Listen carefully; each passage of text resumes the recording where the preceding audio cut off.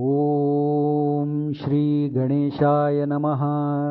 नारद उवाच प्रणम्य शिरसा देवं गौरीपुत्रं विनायकं भक्तावासं स्मरेन्नित्यम् आयुः कामार्थसिद्धये।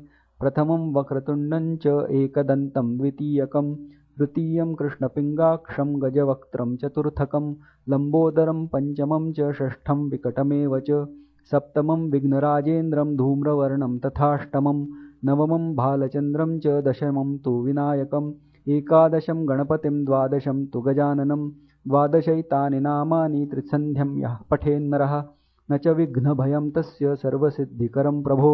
विद्यार्थी लभते विद्यां धनार्थी लभते धनं पुत्रार्थी लभते पुत्रान् मोक्षार्थी लभते गतिं जपेत् गणपतिस्तोत्रं षड्भिर्मासैः फलं लभेत् संवत्सरेण सिद्धिं च लभते नात्र संशयः।